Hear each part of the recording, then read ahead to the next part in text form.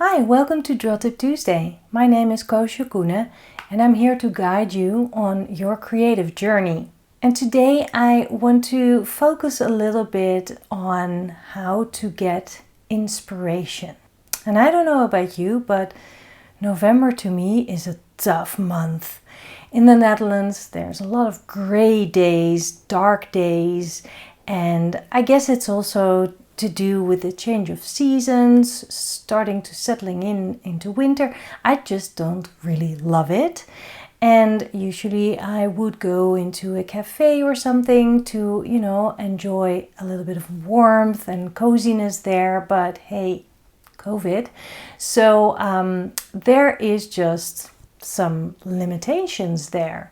So it might be easy in these circumstances, this time of year, to feel uninspired. But you know me better than that. I mean, everything is interesting when you draw it. So today I want to just draw something super mundane, but actually very meaningful. Because when you draw in your sketchbook, you are creating memories and you are, capturing a moment or a thought or an idea or an emotion. And one of the things that I learned from the sketchbook that I filled, the accordion sketchbook that I filled with all of my shoes, is that once you start drawing these things, you can also let go. For example, these red boots, I've had them for many years. I still do love them, but I'm not wearing them anymore. They are very worn. I can't even wear them. It looks just crappy. So now that I've drawn them, I got rid of them. And it feels good. They're in here and they're in here. And because I drew them, they're even more in here and here. So all of that said, today I want to do something similar with, let me show you, this t-shirt. I bought this t-shirt on a road trip, which was actually our honeymoon. So, and I bought it just as a fun souvenir. I thought it was cool. I don't even know who the Blue Jays are. I guess they're a baseball team. I don't know. But it just looked cool to me. I love the blue on it and I love the bird and everything. But it's old. There's holes in it. No. So I need to actually just part with it, but it's hard. So what will I do? I will draw it. Materials I'm using are an A6 Hahnemühle Nostalgie sketchbook and a Luminance, Caran Luminance colored pencil in Prussian blue.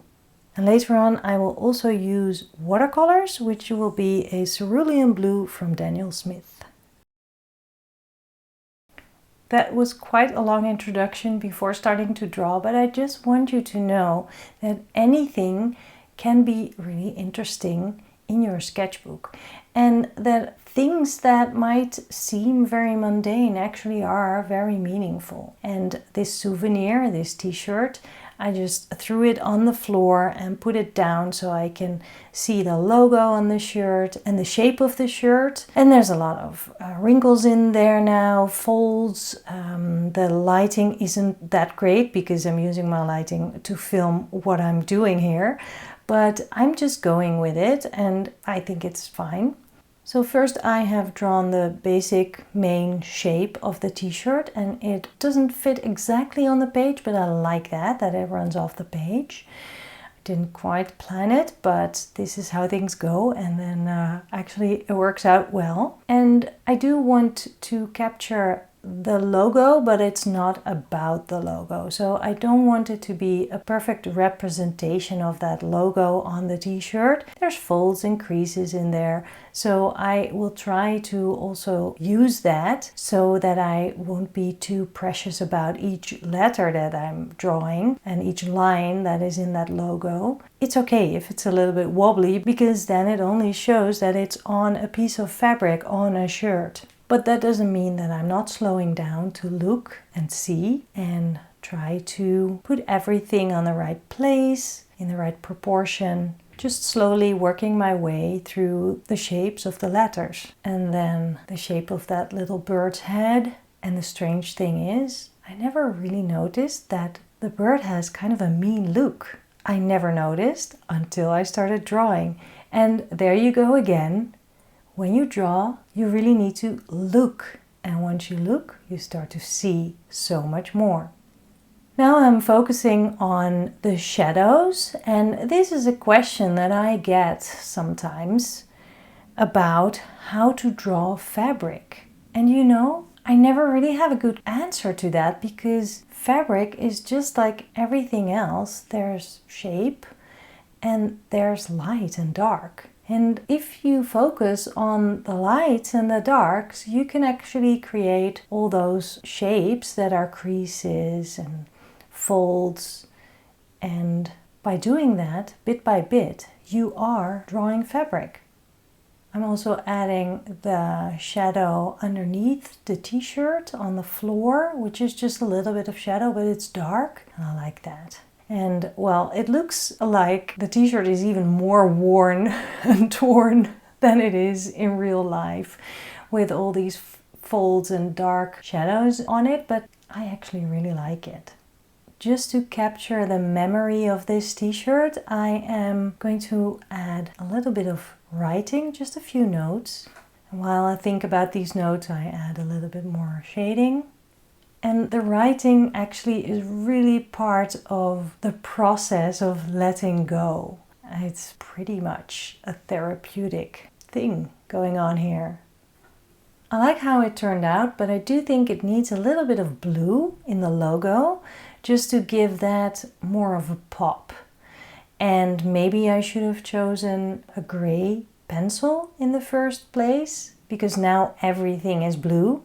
But that's too late now, and I just work with what I have, right? I do feel something's missing, so I add a little bit of spattering of that bright blue. And I think that actually really works well to just add a little bit more to this old t-shirt on the floor. I hope this is giving you a few ideas for your sketchbook. Maybe you have some souvenirs to fill a few pages with, or perhaps there's something in your home that is important to you. Draw it. There's always something to draw, as long as you have fun with your pen or pencil on paper. Next week I'll be back with another Draw Tip Tuesday video, so don't forget to subscribe to this channel so that you won't miss out on any of my videos. And if you like my videos, you can actually support me by becoming a patron. I will add the link to my Patreon page below the video so you can find out what it means. Thanks for considering. See you next week. Bye.